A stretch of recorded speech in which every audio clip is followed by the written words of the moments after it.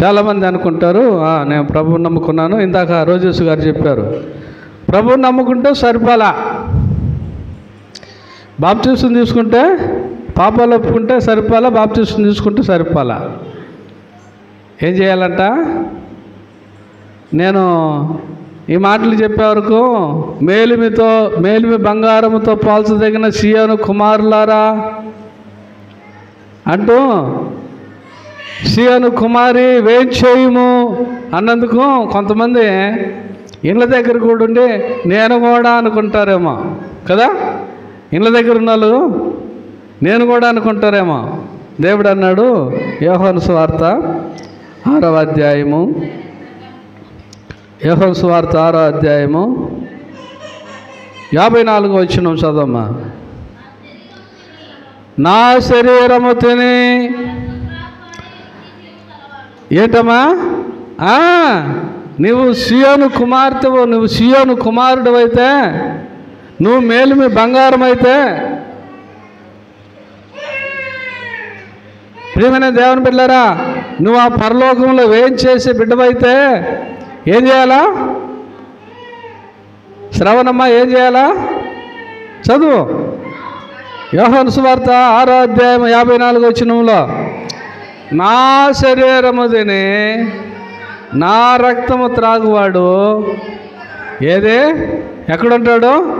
జీవములో, నిత్య జీవములో ఉంటాడు. హల్లెలూయా. బాప్తిసం, పాపక్షమాపణ, మారు మనసు. అయితే ఆయన శరీరం, ఆయన రక్తం ఉండదు చాలామందికి. ప్రియమైన దేవుని బిడ్డలారా, భాగ్యమ్మా ఏముండాలా? ఆయన శరీరము, ఆయన రక్తము త్రాగితేనే నిత్య జీవం. లేకపోతే ప్రియమైన దేవుని బిడ్డలారా, నువ్వు వెనుక తీసిన దాని అవుతావు, నువ్వు వెనుక తీసేవాడు అవుతావు. నువ్వే క్రమానికి దేవుని దగ్గర ప్రమాణం చేశావు. ప్రియమైన దేవుని బిడ్డలారా కదా. ఒక పెళ్ళైన ఒక వధువుకు, పెళ్ళైన ఒక వరునికి ప్రమాణం ఏంది? తాళిబొట్టు ప్రమాణం. భారతదేశం ప్రకారం ప్రమాణం ఏంది? ఏమా ఏంది ప్రమాణం భారతదేశం ప్రకారము? తాళిబొట్టు లేకపోతే ఏమంటారు? ఆమెకి ఇంకా పెళ్ళి కాలేదులే. కాలుకు చుట్లు లేకపోతే, మెట్లు లేకపోతే ఆమెకి ఇంకా పెళ్ళి కాలేదులే కదా. అవి చూస్తే ఆమెకు పెళ్ళయింది. ప్రమాణం ఉంటుందండి మనకు. బైబిల్ ప్రమాణం, దేవుని వాక్యమే ప్రమాణం. ఆ రోజు బాప్తిసం తీసుకున్న రోజు మరి ఆయన శరీరంలో, ఆయన రక్తంలో పాలు పంపులు పొందుతామన్న ప్రమాణము ఉన్నటువంటి మనము, ప్రియమైన దేవుని బిడ్డలారా, ప్రమాణం లేని జీవితం జీవిస్తే ప్రయోజనమే లేదు. ప్రమాణం లేని జీవితం జీవిస్తే ఏం లేదమ్మా. అమ్మ సుశీలమ్మ, నీ మనవని ఇంటికి పోయి నాకు చూసుకుందోలే. ప్రమాణం లేని జీవితం చూడలేకపోతే నీకు ప్రయోజనం లేదంతే. ప్రియమైన దేవుని బిడ్డలారా, చదవమ్మా. 3వ అధ్యాయం 11వ వచనం పరమగీతము. సియోను కుమార్తెలారా వేంచేయుడి, కిరీటము ధరించిన సొలొమోను రాజును చూడుడి. వివాహ దినమున అతని తల్లి అతనికి పెట్టిన కిరీటము చూడుడి. ఆ దినము అతనికి బహు సంతోషకరము. అతనికి భలే సంతోషకరము. దేవునికి స్తోత్రం. మనకు కూడా పెళ్ళి కాబోతుంది. మనం కూడా గొర్రె పిల్ల వివాహోత్సవ సమయము వచ్చెను రండి కదా.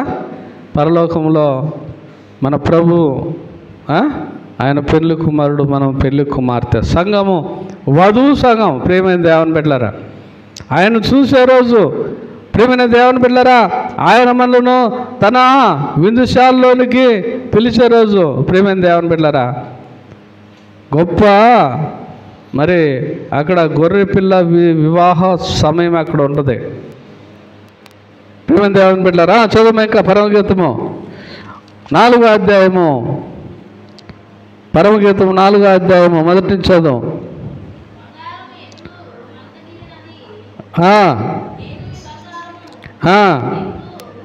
మార్చబడినది, ప్రతి వీధి మొగ్గను ప్రతిష్ఠితమైన రాళ్ళు పారవేయబడి ఉన్నవి.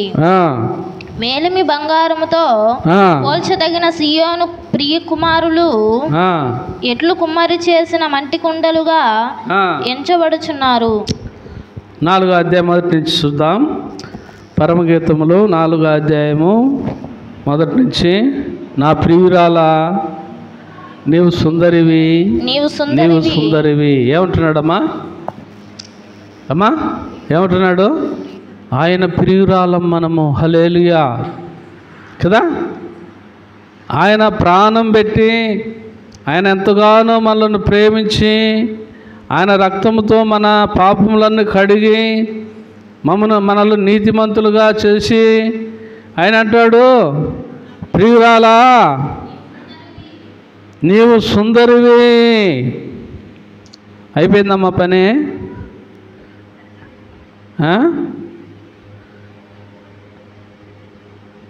నిన్న కర్నూలు నుంచి ఒక దైవ సేవకుడు వచ్చిండు, ఆయన రాజు అని. సుశీలమ్మ లెక్క పక్కకు చూస్తే కూడా ఒప్పుకోడు ఆయన. నాకు అందుకే కడుపులో బాధ. ఎప్పుడు నేర్చుకుంటారు క్రమం ఉండాల. దేవుని వాక్యము మీరు అటు ఇటు పోతుంటే ఎట్లుంటుందంటే, ప్రియమైన దేవుని బిడ్డలారా, వాక్యము అక్కడ చెప్పే వాళ్ళకు బాగుండదు, ఈ చూసే వాళ్ళకు బాగుండదు. క్షమించండి నన్ను.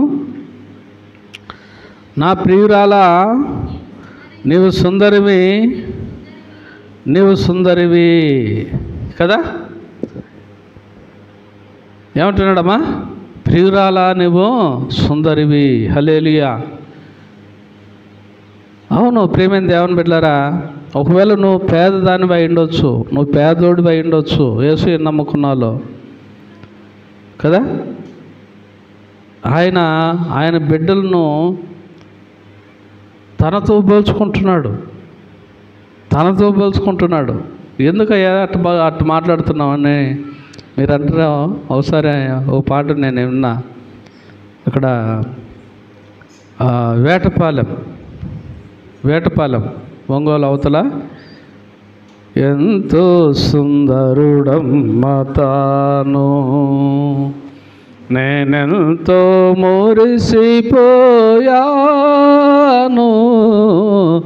ఎంతో సుందరుడమ్మ తాను,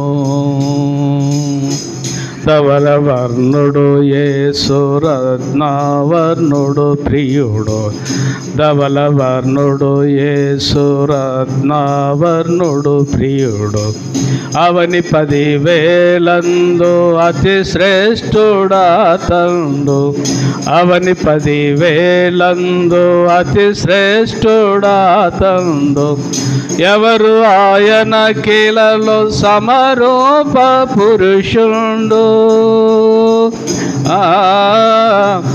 ఎవరు ఆయన కిలలో సమరూప పురుషుండు, అవలీలగా నతన్ని గుర్తించగలనా, అవలీలగా నతన్ని గుర్తించగలనా, ఎంతో సుందరుడమ్మ తాను, నేనెంతో మురిసిపోయాను,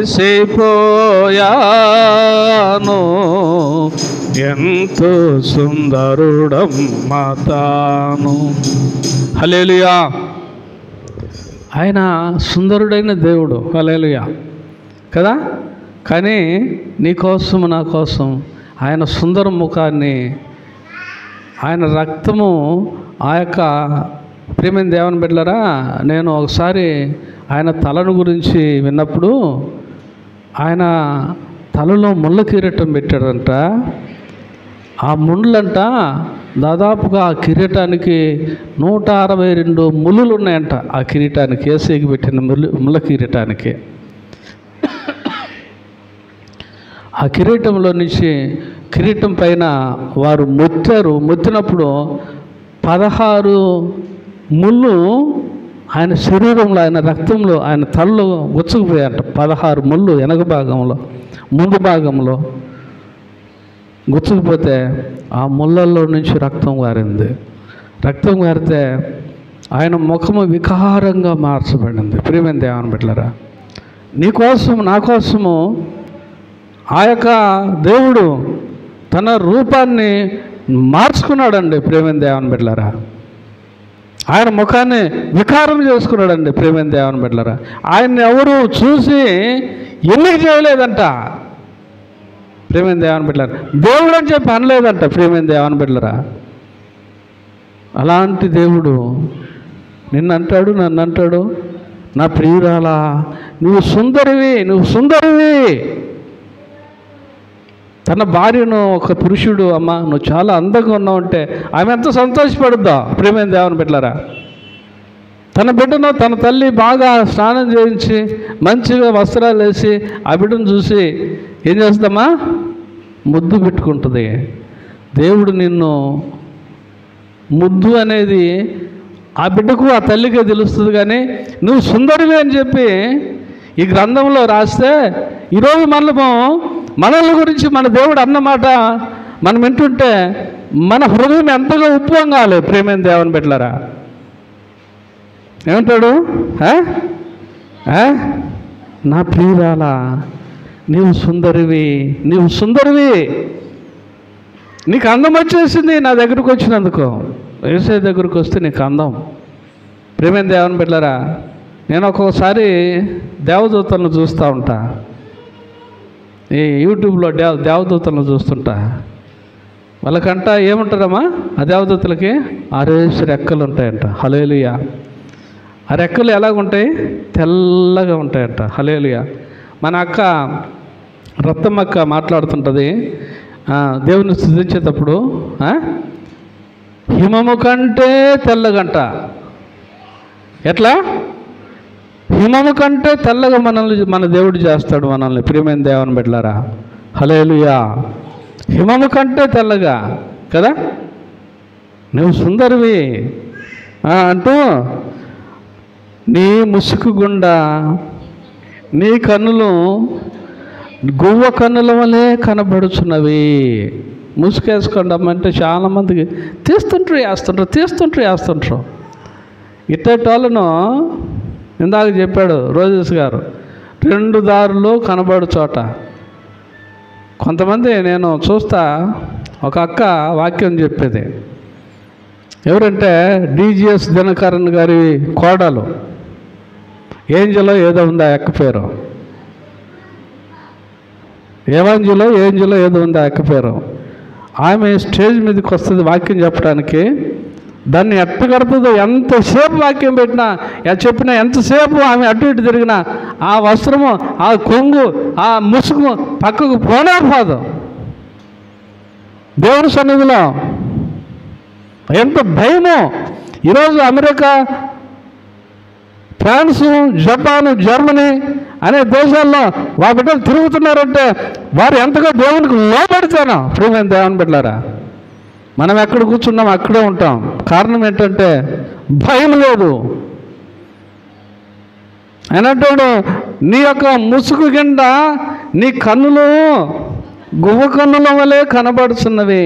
ముసుగులో నుంచి మనకు ముసుగు అవసరం. ప్రియమైన దేవుని బిడ్డలారా, స్త్రీకి ముసుగు ఉండాలంట, లేకపోతే గుండు కొట్టించుకోవాలంట. ఎంతమందికి గుండు అవసరం చెప్పండి. ముసుగు లేని వాళ్ళు ఏం చేయాలంటమ్మా, బైబిల్లో ఉంది, గుండు కొట్టించుకోవాలంట. తర్వాత నీ ముసుగు గుండా నీ కన్నులు గువ్వ కన్నుల వలె కనబడుచున్నవి, నీ తల వెంట్రుకలు. హల్లెలూయా. చూడండి ప్రియమైన దేవుని బిడ్డలారా, ఈ లోకస్తులు చూడలేదని, ఈ లోకస్తులు చూడాలని మన తల వెంట్రుకల్ని ఎట్టెట్టో చేసుకుంటుంటాం. దేవుడు చూస్తున్నాడు నీ తల వెంట్రుకల్ని. నేను ఒకసారి పామూరులో, ఆమెకు భర్త ఉన్నాడో లేదో నాకు తెలియదు కానీ, ఆమె ఎక్కువ క్రాప్ చేపించుకొని ఆ వెంట్రుకలకు, ఆమె వెంట్రుకలు ఎట్టుంటాయో లేకపోతే ఆమె రంగు పోస్తుందో నాకు తెలియదు కానీ, సీకేసిన తాటికాయ లెక్క ఉంటుంది ఆమె వెంట్రుకలు. ఎట్టుంటాయమ్మా చెప్పండి, ఎట్టుంటాయమ్మా? సీకేసిన తాటికాయ ఎట్టుంటుంది చెప్పండి? అట్టుంటుంది ఆమె వెంట్రుకలు. నీ తల వెంట్రుకలు గిలాదు పర్వతం మీద మేకల మందను పోలి ఉన్నది. చూడండి ప్రియమైనది, ఏమని పెట్టారా? తలనెరుపు వృద్ధులకు ఏంటంట? తలనెరుపు వృద్ధులకు ఏంటంట? చెప్పాలి ఎవరన్నా? కిరీటం అంట. ప్రియమైనది, ఏమని పెట్టారా? కొంతమంది ఈ ఎంటికలకి ఏందేందో పోస్తుంటారో, ఏందేందో రాస్తుంటారో, ఏందేందో కొడుతుంటారు. మన తల వెంట్రుకలు అన్నీ చూశాడు ఆయన. దానికి ఏం పోస్తావు నువ్వు, ఏం రాస్తావు నువ్వు, ఏం కొడతావు నువ్వు? మీసాలకు కొడతావు, తల వెంట్రుకలకు కొడతావు. ప్రియమైనది, ఏమని పెట్టారా? నీ చేత కాదురా ఒక వెంట్రుక తెలుపు చేయటానికి, నలుపు చేయటానికని పిలిపిలకు రాసిన పత్రికలు చెప్తే ఏమేమి రాస్తావు? ప్రియమైనది, ఏమని పెట్టారా? నీ తల వెంట్రుకలు గిలాదు పర్వతం మీద మేకల మందను పోలి ఉన్నవి. నిన్ను ఎంత ఉన్నతమైన స్థలం. పర్వతం అంటే ఏంది చెప్పండి? పర్వతం మన ఇళ్ళ అనుకుండేది ఏంది? ఆగేని ఏని అది అల్లాడుంది ఏంది? కరికొండ. అల్లాడుండేది ఏంది? కరికొండ కదా. పర్వతం అంటే చాలా ఎత్తుగా ఉంటుంది పర్వతం. దానిపైన అడవి ఎద్దులు ఉంటాయి, అడవి దున్నులు ఉంటాయి, అడవి మేకలు ఉంటాయి, సింహాలు ఉంటాయి. ప్రేమైంది, ఏమని పెట్టారా? అడవి పొట్టేళ్ళు ఉంటాయి, దాన్ని పర్వతం అంటారు. ప్రేమైంది, ఏమని పెట్టారా? అంటే ఎవరు ఎక్కలేరు అది. నీ తల వెంట్రుకలు గిలాదు పర్వతం మీద మేకల మందను పోలి ఉన్నది. నీ పలువరుస కత్తెర వేయబడి ఉన్నది. పళ్ళ వరుసను చూసుకుంటారు కొంతమంది. ప్రియమైంది, ఏమని పెట్టారా? పాపం కొంతమంది ఆకొక్క తిని ఈ పళ్ళు ఎట్టుంటాయి చెప్పమంటారా? ఆకొక్క తిని ఈ పళ్ళు ఎట్టుంటాయి? ఎర్రగా ఉంటాయి, తెల్లగా. పిల్లోడి పళ్ళు ఎట్టుంటాయమ్మా? పిల్లోడి పళ్ళు ఎట్టుంటాయి? తెల్లగా ఉంటాయి. ఏం పేరు పెట్టినమ్మా నీ కొడుకే? పేరు పెట్టలా? ఆడ రిజిస్టర్లు రాయమంటారా? రాయలా? మా వాడు పిల్లోడు పుట్టినప్పుడు విజయరాజు అని పేరు పెట్టాం. తెల్లగా ఉన్నాయి పళ్ళు. వాడు ఏం చేయకపోతే ముసలాడైనా కానీ తెల్లగానే ఉంటాయి. కొంతమంది ఏం చేస్తారు తెలుసా? ఆ పళ్ళను ఆకొక్కేసి, లేకపోతే ఏంటి పానుపరాగులు వేసి ఎంత చెడగొట్టుకుంటారో. నీ పలు వరుస కత్తెర వేయబడి ఉన్నది, కడుగుబడి ఇప్పుడే పైకి వచ్చినవై. ఎట్లున్నాయటమ్మా? కడుగుబడి. పళ్ళు మనం కడుక్కుంటాం కదా. దేవుడు చెబుతున్నాడు, ఆయన నీ పలు వరుస కడుగుబడి ఇప్పుడే పైకి వచ్చినవై ఉన్నవి. జోడు పిల్లలను కలిగిన ఒకదానిపైన పోగొట్టుకొనిన ముఖముగానున్న గొర్రెల కదుపులను పోలి ఉన్నది. నీ పలు వరుసను దేవుడు చూశాడు. తర్వాత నీ పెదవులు. ఈ మధ్య సాయిలన్న పాట పాడతాడు. సాయిలన్న పాట పాడతాడు. పెదాలంట ఎర్రగా పూసుకొని ఆయన అంటాడు, నువ్వు పెదాలు పూసుకున్నావు అది ఏం తెలుసా? పంది కొవ్వు. నీ పెదాలు పోసుకున్నావు, ఏందో తెలుసు, అది పది కొవ్వు. పంది మాంసం తిన్నట్టువే, పంది కొవ్వు పోసుకున్నవే. నీ పెదాలను ఆయన చూశాడు. నీ పెదాలను ప్రియమైన దేవుని బిడ్డలారా ఆయన రూపించాడు. ఆయన గోటితో నీ పెదాలను చెక్కాడు కదా. నీ పెదవులు ఎట్లున్నాయి? ఎండమావులను పోలి ఉన్నవి. హల్లెలూయా. ఎట్లున్నాయటమ్మా నీ పెదాలు? ఎరుపు నూలును పోలి ఉన్నట. ఎరుపు నూలు.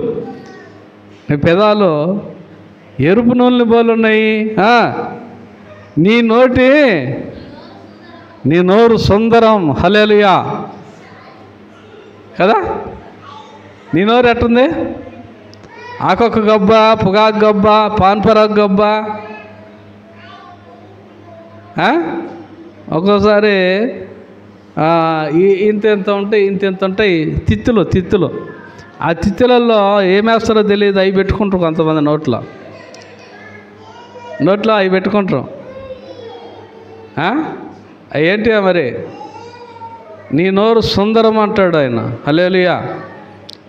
నీ నోరు అట్లుండాలా ప్రియమైన దేవుని బిడ్డలారా, సుందరంగా ఉండాలి నీ నోరు. మొన్న నేను మాటికి చెబుతుంటా కొండక్క గురించి. ఎన్లూరి కొండక్క చనిపోయిన. నేను మొన్ననే ఒక అబ్బాయి మాకు బంధువు అయితే ఒంగోలులో ఉంటే పోయి చూడటానికి పోయాను. ఆ రోజుకి బాగున్నది. ఆ అబ్బాయిని ఇప్పుడు ఆపరేషన్ చేశారంట. ఇక్కడ ఆపరేషన్ చేస్తే ప్రియమైన దేవుని బిడ్డలారా బతకడు అని చెప్పి చదువుతున్నారు. ఏం చదువుతున్నారు? బతకరు అని చెప్పి చదువుతున్నాడు. ప్రియమైన దేవుని బిడ్డలారా నోరు చెడగొట్టుకుంటున్నారు కొంతమంది. నోరు చెడగొట్టుకుంటున్నారు. నీ నోరు సుందరము. చూడమ్మా, నా 7వ వచనం నుంచి, నా ప్రియురాలా నీవు సుందరివి, నీవు అధిక సుందరివి, నీ యందు కలంకమే లేదు. హల్లెలూయా కదా. తర్వాత ప్రాణేశ్వరి, లెబానోను విడిచి నాతో కూడా రమ్ము. ఇంకా చూడు 9వ వచనం, నా సహోదరి. ఏమంటాడమ్మా? ఏమంటాడు? నా సహోదరి. ప్రియమైన దేవుని బిడ్డలారా దేవుడు నిన్ను ఒక సహోదరుడుగా భావిస్తున్నాడు. నువ్వు బానిసగా ఉండాలని ఆయన కోరుకోడు. నన్ను ఆయన బానిసగా చూడటం లేదమ్మా. ఆ దేవుడు తన కుమారుడుగా, తన కుమార్తెగా, తన వధువు సంఘంగా, తన సహోదరుడుగా, తన సహోదరిగా ఆయన భావిస్తున్నాడు. కొంతమంది అయితే ప్రియమైన దేవుని బిడ్డలారా మేము ప్రభువుని నమ్ముకున్నాం అని ఇంకా ఎంతో గ్రేట్గా ఉంటారు వాళ్ళు. మేము పాస్టర్లు అని ఎంతో గ్రేట్గా ఉంటారు కొంతమంది. అటు ఉండకూడదు. మనమందరము సహోదరులము. ప్రియమైన దేవుని బిడ్డలారా నా సహోదరి ప్రాణేశ్వరి 9వ అధ్యాయం, నా సహోదరి ప్రాణేశ్వరి, నీవు నా హృదయాన్ని వశపరుచుకున్నావు. ఆయన నీ వశంలో ఉన్నాడు. ప్రియమైన దేవుని బిడ్డలారా ఆయన వశంలో నువ్వు ఉన్నావు కదా. లేకపోతే ఆయన నువ్వు అడిగింది ఇస్తాడా? ప్రియమైన దేవుని బిడ్డలారా శ్రావణమ్మ నాగబాబుని అడిగితే నాగబాబు ఇస్తాడా? ఈడమ్మా నాగబాబు ఇస్తాడా? ఈడ నా శ్రావణమ్మ ఇస్తాడు కదా. ఎందుకు? ఆమె వశంలో ఉన్నాడు. ఆమె వశంలో ఉన్నాడు. ఆయన వశంలో ఉంది కదా. లేదనుకో ఆయన ఇంకా ఆమెను ద్వేషిస్తున్నాడు అనుకో, అప్పుడు ఆమె వశంలో లేడు ఆయన. ప్రియమైన దేవుని బిడ్డలారా ఆయన అంటాడు, ప్రాణేశ్వరి నీవు నా హృదయమును వశపరుచుకుంటువి, ఒక చూపుతో నా హృదయమును వశపరుచుకుంటువి, నీ హారములలో ఒకదాని చేత నన్ను వశపరుచుకుంటువి కదా. దేవుడు మనకు హారాలు ఇస్తారంట. హల్లెలూయా. హారాలు ఇస్తాడు. ఆ కాలంలో చంద్రవంక హారము, సూర్యవంక హారము అవి ఉండేవి. కొంతమందికి రాజుల భార్యలకు, రాణులకి ఏముంటాయి, వడ్డానాలు ఉండేవి. ప్రియమైన దేవుని బిడ్డలారా, చేతికి కంకణాలు ఉండేవి, బంగారు కంకణాలు. నేను మన మందిరం కొరకు, మెయిన్ డోర్ కొరకు విజయవాడ వెళ్ళానమ్మా. ఎందుకంటే ఇక్కడంతా జాయింట్లు ఉంటాయని చెప్పారు. ఎన్నో కొట్లు, ఒంగోలు కూడా, నెల్లూరులో కూడా చూసిన, ఇటు కనిగిరి కూడా పోయినా, ఇటు వింజమూరు, కలిగిరి ఆ ప్రాంతం అంతా అడిగిన. అన్నారు అందరు కూడా, అన్న జాయింట్లు వేయాలన్నాను. నాకు ఇష్టం లేదు. మందిరం పని ఎట్టుండాలంటే మందిరం పని బాగుండాలి. మీరు ఇప్పుడు ఇట్టున్న మందిరాన్ని కూడా ఇటు ఎందుకు ఉంచాను చూడండి, కింద చూడండి, కింద తాపి కొట్టలేదు, లేకపోతే ఏం చేయలేదు. ఎందుకంటే ఒకరోజు నల్లి అనింది, అంకులో మందిరానికి ఒకవేళ అదేంది టైల్స్ వేపియాల్సి ఉంటే నేను సహాయం చేస్తాను ప్రభువుకి అనింది. అందుకని నేనేం చేశాను, టైల్స్ వేపించడానికి అనుగుణంగా ఏం చేశాను, దాన్ని తాపితనలేదు, ఏం లేదు, రఫ్గా దాన్ని ఇంకా దానిపైన మళ్ళీ టైల్స్ వేసుకోవచ్చు అనమాట. నా ఇల్లు ఉండకూడదు అట్ట. నా ఇంటికంటే దేవుని మందిరము గొప్పగా ఉండాలి, నా ఇష్టం. టేకు అక్కడ ఎట్లుంటే ఒక్కొక్క పలక 1400, 13 ఇంచుల వెడల్పు, 14 ఇంచుల వెడల్పు, 14 ఇంచుల పొడుగుండే ఒక్కొక్క పలక 1400. మొత్తానికి ఎంత తెచ్చానంటే 14,000 సరుకు తెచ్చాను విజయవాడ పోయి. అంటే 3 చెక్కలు 14,000 అయింది. ప్రియమైన దేవుని బిడ్డలారా, దేవుడు ఈ లోకంలో ఏమి లేకపోవచ్చు. ప్రియమైన దేవుని బిడ్డలారా, మనకు పరలోకంలో మాత్రము ఆయన మేలిమి బంగారముతో సమానంగా మనల్ని చూస్తాడు. హల్లెలూయా. ఆయన అంటే ఏమంటాడు, నీవు నీ హారముల చేత, నీ హారములలో ఒకదాని చేత నన్ను వశపరుచుకుంటువి. సహోదరి ప్రాణేశ్వరి, నీ ప్రేమ ఎంత మధురం,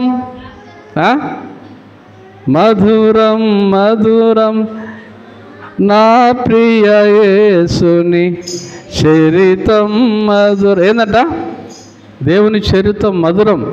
ప్రేమైన దేవుని బిడ్డలారా, అట్లే ఆయన అంటాడు, ఆయన చరిత మధురమైతే మన ప్రేమ మధురమైందంట. హల్లెలూయా.